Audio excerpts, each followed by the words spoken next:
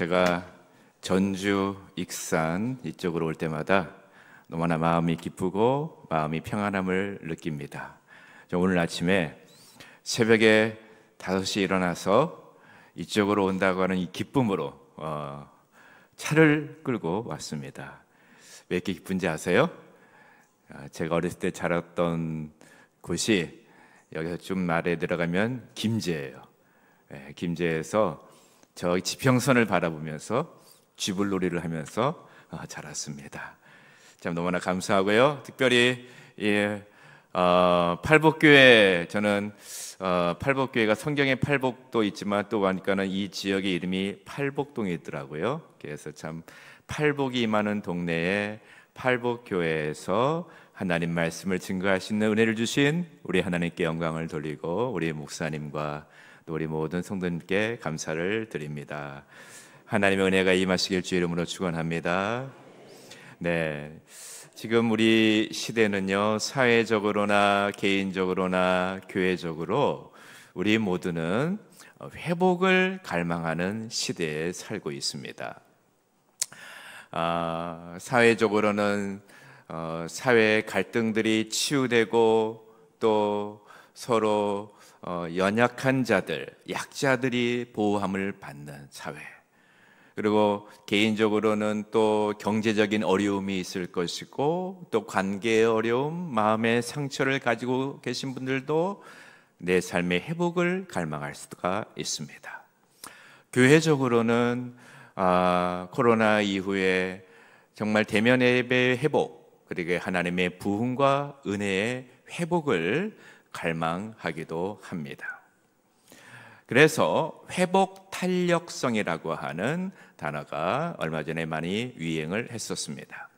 회복 탄력성이란 무엇이냐면요, 크고 작은 다양한 역경과 시련과 실패에 대한 인식을 도약의 발판으로 삼아 더 높이 뛰어오를 수 있는 마음의 근력이다.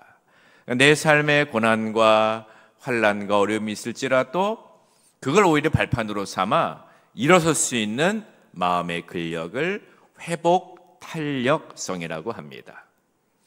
여러분은 개인적으로 가정과 교회 또 여러분의 사업터에서 어떠한 회복을 사모하시고 갈망하십니까? 하나님 앞에 회복을 위하여 간구하는 기도의 제목이 무엇입니까? 오늘 본문 말씀은 주전 8세기 이사야 선지자를 통하여서 우리에게 전해준 말씀인데요, 당시에 유다의 많은 지도자들과 백성들이 하나님을 떠났습니다. 그래서 하나님께서 이들에게 징계 메시지를 선포하시는데, 장차 이 땅이 기근과 전쟁으로 인하여서 어려워질 것이다 라는 메시지를 선지자를 통하여 주십니다. 이 땅에 전쟁이 일어나 남자들이 다 전쟁에 끌려가니 남자들이 사라진 것이에요. 그 4장 1절에 7 여인이 한 남자를 붙들고 내 남편이 되달라고, 그러한 일들이 벌어진다는 것입니다. 기근이 찾아오니 먹을 것이 사라집니다. 오늘날처럼 우리가 사발면이나 햇반이 있는 것도 아니고요, 당시에는 농경사이기 때문에 기근이 온다는 것은 온 공동체의 죽음과 같습니다. 이러한 심판의 메시지를 선포할 때에 하나님께서 이사야를 통하여서 오늘 4장 2절부터 6절까지 한 줄기 소망의 빛, 회복의 빛의 말씀을 주십니다. 그 말씀이 바로 회복의 말씀인데요, 선지자를 통하여서 주시는 그 회복의 과정들이 본문에 소개되어 있습니다. 여러분, 하나님께서 회복을 시작하실 때에 어떠한 방식으로 시작하실까요? 회복의 시작은요, 작은 것에서부터 시작합니다. 어떤 것에서부터요? 작은 것에서부터. 자, 이 말씀이 이사야 4장 2절에 나타나는데요, 우리 다 같이 한번 읽어보도록 하겠습니다. 그날에 여호와의 싹이 아름답고 영화로울 것이요 그 땅의 소사는 이스라엘의 피난한 자를 위하여 영화롭고 아름다울 것이며, 그날에라고 표현합니다. 하나님께서 한 날을 우리에게 주실 것인데, 그날에 어떤 일이 일어날 것인가? 여호와의 싹이 아름답고, 여호와의 싹의 이미지를 줍니다. 이 싹이 히브리어로 째마크인데요, 이 째마크라는 단어는 연한 순을 말합니다. 여러분, 텃밭이 있으신가요? 텃밭이 없는 분들은 아파트 베란다에 조그만 모판을 만들고 거기에 상추씨, 또 깻잎, 여러 우리가 먹을 만한 자그마한 채소 씨앗을 거기에 뿌립니다. 텃밭에 씨를 뿌릴 경우에는 추운 겨울을 지나 얼어붙었던 땅이 녹으면서 거기에서 씨앗에서 연한 순이 올라옵니다. 그 연한 순을 여러분이 바라보실 때 어떤 마음이 드십니까? 참 신기하다. 어쩜 이렇게 생명이 아름다울까? 그러한 마음을 갖지 않습니까? 하나님께서 이러한 모습으로 회복의 약속을 우리에게 주십니다. 그날에 여호와의 싹이 아름다울 것이다 라는 메시지를 주는 것이죠. 이 싹은 아주 작습니다. 작지만은 그 안에는 생명력이 있는 것이죠. 하나님께서 회복을 주실 때에 갑자기 엄청나게 큰 모습 그렇게 주실 수도 있지만 싹, 여호와의 싹의 모습으로 주신다는 겁니다. 2010년도에 예일 대학교에서 이런 연구를 했습니다. 여러분, 미국에 가보시면은요, 미국에는 비만인 분들이 굉장히 많아요. 굉장히 뚱뚱하신 분들이. 그래서 예일 대학교에서 연구를 했어요. 왜 사람들이 비만에 빠질까? 연구를 했는데 한꺼번에 많은 음식의 양을 먹어서 비만에 빠지는 것이 아니라, 비만에 빠진 사람들은요, 근데 여기를 봤더니 비만에 걸린 분들이 없네요. 다 날씬하시네요. 이 자그마한 간식을 자주 섭취했기 때문에 그걸로 인하여서 비만에 걸린다는 것이에요. 자그마한 단 것을 너무 자주 먹어가지고. 세상의 모든 리스크는요, 자그마한 것이 쌓여서 발생합니다. 작은 것이 아니에요. 1912년에 타이타닉호 영화도 나왔었죠. 타이타닉호가 항해를 할 때에 거기에서 이 배가 침몰함으로 말미암아 수천 명의 사상자를 냈습니다.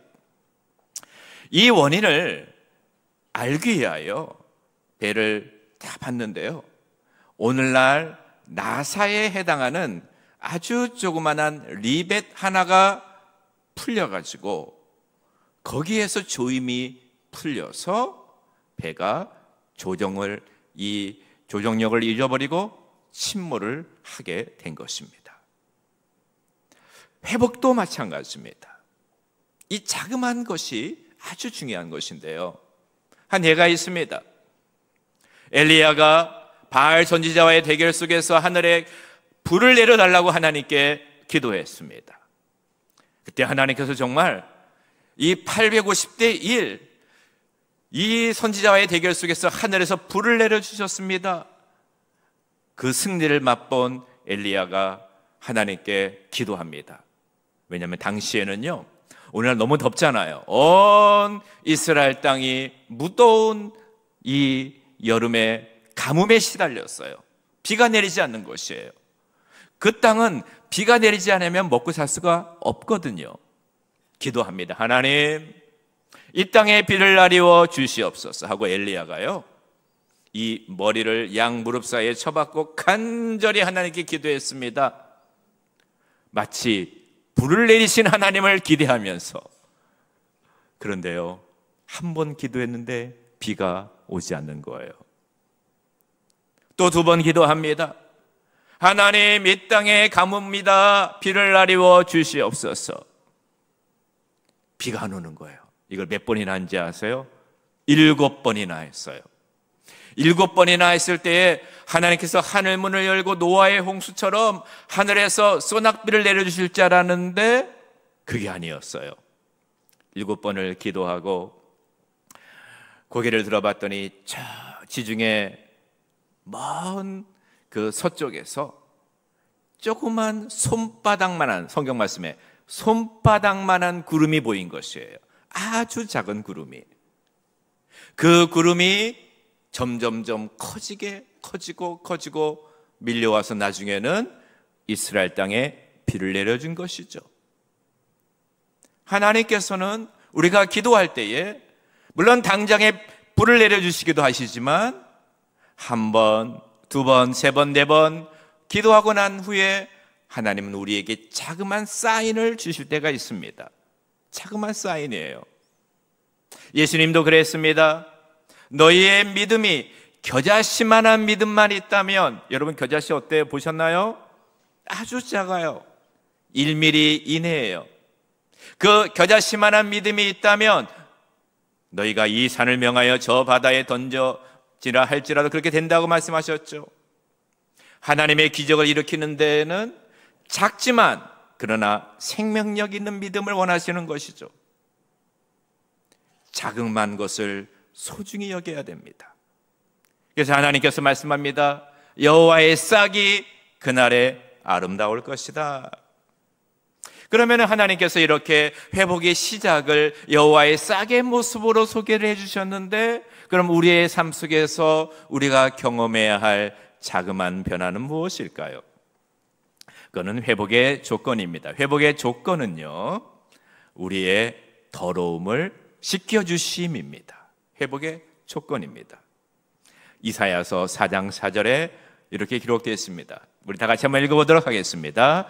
이는 주께서 심판하는 영과 소멸하는 영으로 시온의 딸들의 더러움을 씻기시며 예루살렘의 피를 그 중에서 청결하게 하실 때가 됨이라. 아멘. 주님께서 그날의 여호와의 싹의 이미지를 딱 보여주시고 난 다음에요, 그럼 그날에 어떤 일이 일어날 것인가? 주님께서 심판하는 영과 소멸하는 영으로 이 시온에 있는 모든 예루살렘의 딸들의 더러움을 씻겨주신다는 것이에요.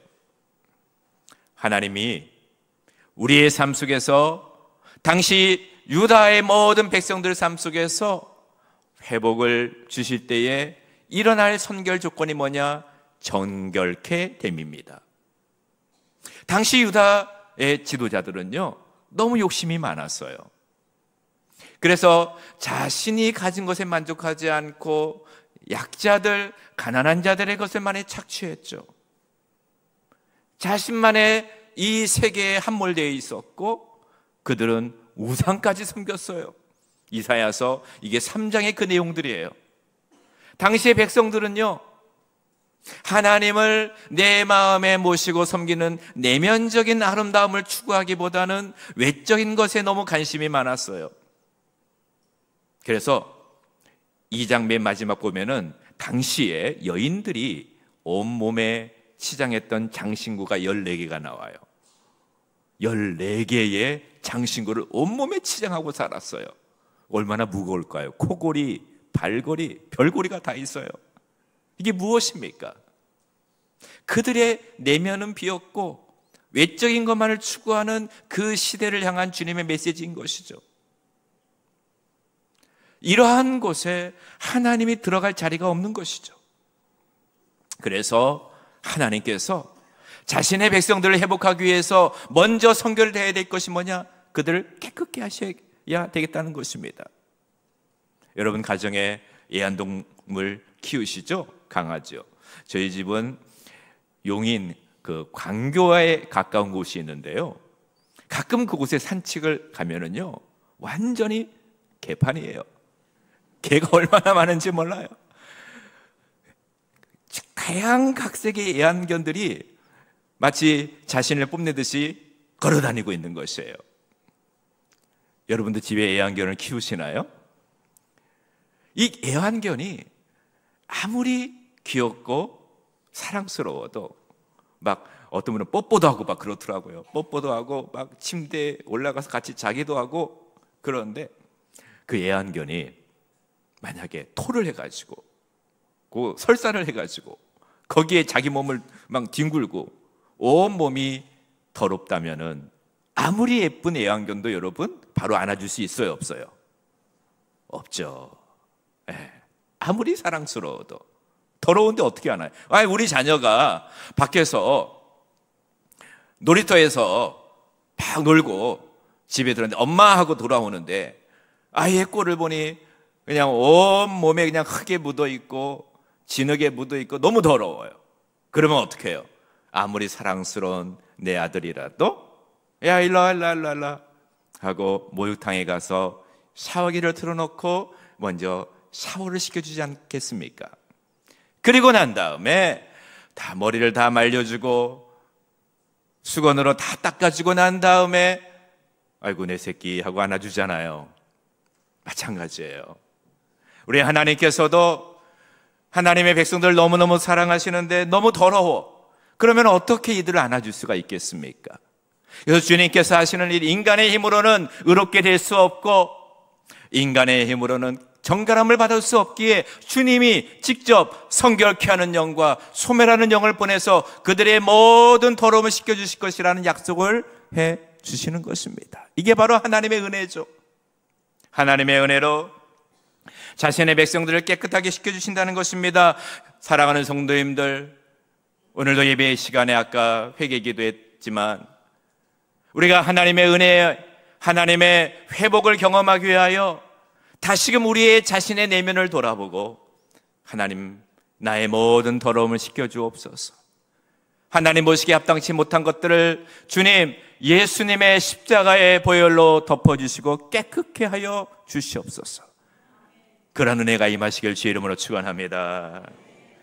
그럼 하나님께서 이렇게 회복의 시작은 아름다운 싹의 모습으로, 회복의 조건은 성결한 우리의 삶으로 예수님의 보혈로 깨끗하게 씻겨주시고 난 다음에 어떤 일이 일어나느냐면요, 그때부터 회복의 프로세스가 본격적으로 가동이 됩니다. 이제부터는 하나님이 일하시는 것이에요. 이 하나님의 백성들을 그냥 놔두지 않으신 거예요.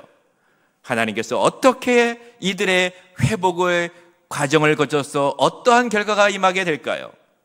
그 말씀은 이사야 4장 5절과 6절에 기록되어 있습니다. 우리 다 같이 이 말씀 한번 읽도록 하겠습니다. 여호와께서 거하시는 온 시온산과 모든 지폐 위에 낮이면 구름과 연기, 밤이면 화염의 빛을 만드시고 그 모든 영광 위에 덮개를 두시며 또 초막이 있어 낮에는 더위를 피하는 그늘을 지으며 또 폭우를 피하여 숨는 곳이 되리라. 아멘. 자, 이 말씀 보세요. 5절 말씀을 보세요. 하나님께서 이스라엘 모든 백성들을 깨끗하게 씻겨주시고 난 다음에 어떤 일이 임하시냐? 거하시는 온 시온산과 모든 지폐 위에, 이 지폐가 이스라엘 백성들의 모임이에요. 마치 오늘 성도님들이 여기 모였던 것처럼 그 위에 낮이면 구름과 연기, 밤이면 화염의 빛을 만드신다라는 말씀을 주시는 거예요. 여러분, 낮에는 구름, 밤에면 화염, 뭐가 생각나십니까? 여러분 이거 보시니까는, 네? 출애굽이 생각나죠? 하나님께서 애굽 땅에서 400년 동안 압제 가운데 있었던 이스라엘 백성들을 이끄시고 광야로 인도하실 때 구름 기둥과 불 기둥으로 인도하셨잖아요. 그 모습을 보여주시는 거예요. 그리고 그 모든 영광을 하나님께서 주신다는 거예요. 구름과 연기, 화염의 빛, 이게요, 원래 이 구약 안에서 이런 표현들은 구름, 연기, 빛은 하나님의 임재의 상징이에요. 영광의 임재를 말하는 거예요. 깨끗하게 됐잖아요. 이제는 하나님이 거하실 수가 있는 것이에요. 이스라엘 백성들에게 모든 지폐 위에 하나님의 영광의 임재로 가득하게 하시겠다는 약속을 주시는 거예요. 얼마나 놀라운 것이에요. 전 세계에서 3천만 부가 팔린 베스트셀러 저자가 있습니다. 3천만 부, 엄청나죠? 모건 하우절이라고 하는 저자인데요. 이분이 책의 제목이 뭐냐면 The Same as Ever라고 하는 책이에요. 불변의 법칙이라고 하는 책입니다. 한국말로도 번역이 되어 나와 있습니다. 이 책에서는요, 요즘 급변하는 시대잖아요. 요즘에는 뭐 AI까지 나와가지고 얼마나 여기에 대해서 관심이 많습니까? 이 급변하는 시대에 많은 사람들이 이러한 질문을 한다는 거예요. 앞으로 10년 후에는 이 사회가 어떻게 변해있을까? 근데 요즘에는 10년도 아니에요. 5년도 멀어. 하루가 다르게 변하고 있는 이 시대잖아요. 거기서 많은 사람들이 이런 질문을 한다는 거예요. 앞으로 이 사회는 어떻게 변할 것인가? 그런데 이 책은 그 질문에 답을 하지 않아요. 이 시대에 변하지 않는 것이 무엇인가 하고 23가지를 소개하고 있는 거예요. 이 책을 서평한 사람이 하나가 있는데 그 서평한 분들 중에 유명한 분이 누구냐면은 미국의 아마존의 창업자 제프 베이조스예요. 아마존은 우리나라로 말하면 쿠팡과 같은 기업이에요. 쿠팡보다 더 먼저 이것을 깨닫고 이 시스템을 만들었죠. 제프 베이조스가 이런 말을 서평에서 썼어요. 이 시대에 무엇이 변할까라고 하는 질문은 다루지 못하다. 나는 변하지 않는 것에 집중했다라고 해요. 그래서 자기가 곰곰이 생각해 봤대요. 이 현대인들이 뭐가 안 변하는가? 현대인들은 편리함을 추구한다는 거, 이거 하나는 안 변한다는 거예요. 그래서 창안한 게 이 아마존의 택배 서비스예요. 그 미국 엄청나게 높잖아요. 아마존 프라임은 하루 만에 또 배송이 돼요. 엄청난 미국 땅에. 그러니까 이게 폭발적으로 기업이 성장한 것이죠. 왜요? 변하지 않는 것을 붙잡았다는 것이죠. 제가 어렸을 때 이솝우화를 들으면서 많은 교훈을 가르쳤어요, 선생님이. 그래서 저도 이솝우화, 특별히 개미와 배짱이 이야기를 어렸을 때 들었죠. 초등학교 때. 내용이 뭐죠? 개미가 여름 내내 열심히 일하는 거예요, 떼약볕에서. 왜요? 겨울에 먹을 양식을 비축하려고. 그런데 배짱이는 저 나무 그늘 아래에서 띵가띵가 놀면서 노래나 부르고 있는 거예요. 그래서 개미가 야, 너 여름에 양식 준비해야 돼. 말도 안 듣고 계속 놀기만 하는 거예요. 노래를 부르면서. 겨울이 찾아왔네요. 배짱이가 먹을 것이 없어진 거예요. 개미에게 찾아왔어. 개미야, 미안해. 먹을 거 좀 줄 수 있겠니? 개미가 내가 뭐라고 그랬어? 열심히 일하라고 그랬잖아. 그래서 배짱이가 먹을 것을 받아들고 후회하며 깨닫고 집에를 갔다라는 이야기잖아요. 여러분 다 아시죠? 모르세요? 근데 이 개미와 배짱이 이솝우화의 최근 새로운 버전이 나왔어요. 이게 뭐냐면요, 개미는 여름 내내 떼약볕 밑에서 열심히 일을 했는데 겨울이니까는 고관절이 다 상해버렸어요. 그래가지고 병원에 입원하면서 너무나도 온몸이 아파가지고 삭신이 쑤셔가지고 거기에 있는 거예요. 배짱이는요, 여름 내내 열심히 연습한 노래를 유튜브와 음원 차트에 올렸더니 조회수가 폭발해가지고요, 그 노래 음원 수입원으로 남은 여생을 여행하며 보냈다는 것이에요. 이 진리도요, 시대에 따라 바뀌는 거예요. 그런데 여러분, 푸른 마르고 꽃은 시드나 영원히 변치 않는 진리는 하나님의 말씀인 줄을 믿습니다. 우리는 이 말씀에 집중해야 돼요. 하나님의 말씀이 우리 인간들을 향하여서 창세기의 1장에 처음 1장에 주는 말씀이 무엇입니까? 모든 인간은 하나님의 형상대로 지음을 받았다라는 것이죠. 하나님의 형상대로 지음받은 인간은 하나님과의 영적인 만남을 가져야 돼요.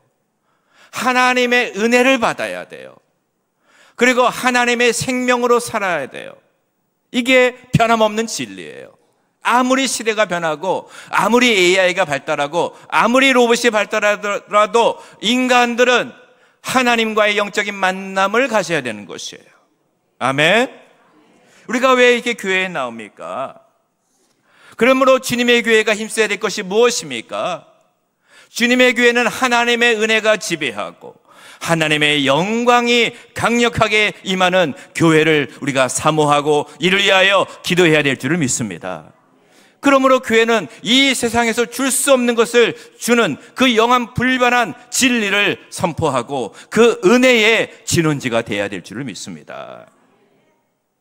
오늘 본문 말씀을 좀 더 깊이 있게 살펴보면 아주 재미있는 표현이 있어요. 이사야 4장 5절이에요. 우리 다시 한번 읽어볼까요? 다시 한번 읽어보도록 하겠습니다. 여호와께서 하시는 온 시온산과 위에 낮이면 구름과 연기, 밤이면 화염의 빛을 만드시고 그 모든 영광 위에 덮개를 두시며. 아멘. 뭘 두신다고요?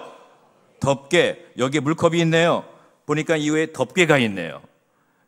이 덮개를 두신다는 거예요. 이게 무슨 말씀입니까? 하나님께서 시온산과 모든 백성의 집회 위에 불기둥, 구름기둥 주셨고 하나님의 영광으로 임재하셨는데 그 위에다가 덮개를 딱 덮어두신다는 거예요. 이 덮개가 뭘까?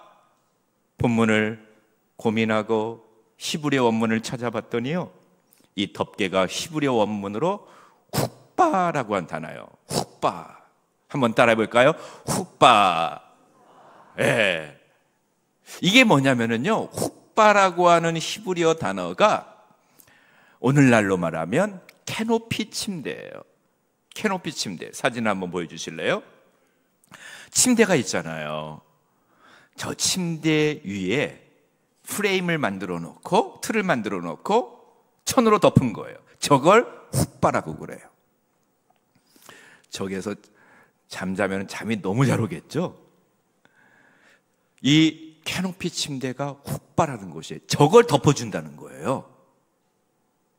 그래서 이 말씀이 또 어디 나타나냐면은 시편에 이 훅바라고 한 단어가 또 나타나는 거예요. 시편 19편 5절 말씀을 우리 다 같이 한번 읽어보도록 하겠습니다. 해는 그의 신방에서 나오는 신랑과 같고 그의 길을 달리기 기뻐하는 장사 같아서. 아멘. 장사 같아서. 해가 어디서 나온다고요? 신방에서 나온대요. 신방이 뭐냐? 신혼부부방이에요. 해가 신혼부부방에서 나오는 신랑과 같다. 여러분, 신혼부부방에서 나오는 신랑의 얼굴이 마치 구기자차를 마신 것처럼 구겨졌을까요? 아니면 피자를 먹은 것처럼 활짝 피어 있을까요? 활짝 펴 있겠죠? 환하겠죠? 왜요? 그 신방에서 신부와 사랑스러운 만남을 가졌던 것이죠. 아름다운 교제를 가졌던 것이죠. 황홀한 만남을 가졌던 것이죠. 그처럼 하나님께서 자신의 백성들의 임재 위에 훅바 캐노피 침대처럼 훅바를 다 쳐주신다는 거예요. 그리고 거기에서 뭐 하냐? 하나님과 깊은 만남을 갖겠다는 것이죠. 깊은 영적인 교제를 갖겠다는 것입니다. 1대1로 만나주시겠다는 것입니다. 거기에서 우리 하나님께서 상처 있고 외롭고 고통당하는 자신의 백성들을 한 사람 한 사람 안아주시고 이들을 만나주시겠다고 하는 곳이에요. 이것이 바로 훅바라고 하는 곳입니다. 우리가 진정한 회복의 공동체가 되기를 원합니까? 주님의 교회가 이 땅을 치유하는 교회가 되기를 원합니까? 우리 교회가 하나님의 영광에 임하고 그 위에 하나님의 훅바를 쳐주셔서 한 사람 한 사람 한 성도 한 성도가 그 안에서 하나님의 영광의 임재를 맛보고 이 만왕의 왕 되시고 만주의가 주가 되시는 하나님의 안아주심을 경험하고 그 안에서 은혜를 누릴 때에 주님의 교회가 놀라운 회복의 역사를 경험하게 될 줄을 믿습니다. 여러분, 우리 주님께서 이 놀라운 회복의 약속을 당시 백성들에게 비전으로, 환상으로 보여주시는 거예요. 환상으로. 그날이 어떤 날이냐? 그날이 바로 예수 그리스도께서 오셔서 우리에게 성령을 보여주시는 날이죠. 사랑하는 성도님들, 팔복교회 안에 팔복이 임하며 하나님의 영광의 임재가 가득하게 임하시길 주의 이름으로 축원합니다. 이걸 위하여 기도하시길 바랍니다. 근데 주님이 이렇게 먼저 영적인 회복을 공동체가 경험하고 난 다음에 보너스의 은혜를 주세요.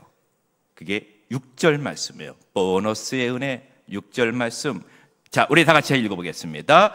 또 초막이 있어서 낮에는 더위를 피하는 그늘을 지으며 또 풍우를 피하여 숨는 곳이 되리라. 아멘. 또 뭐가 있냐면 초막을 주님이 세워주시겠다는 거예요. 이건 쑥가라고 하는 단어인데요. 이 초막에 요즘 얼마나 더워요. 낮에 35도, 6도, 서울은 7도, 8도까지 올라가요. 그래가지고 서울 지하철역 옆에는 이런 부스를 만들어요. 부스를. 그리고 거기다 에어컨 틀어놓줘요. 강남에 가보면. 하나님께서 그 팔레스타인 땅 그 더운 지역에 쑥과 초막을 세워주시겠다는 거예요. 이게 뭐냐? 백성들이 삶의 현장에서 겪는 그 더위와 그 모든 어려움을 피할 수 있는 하나님이 초막을 세워주시겠다는 것이죠.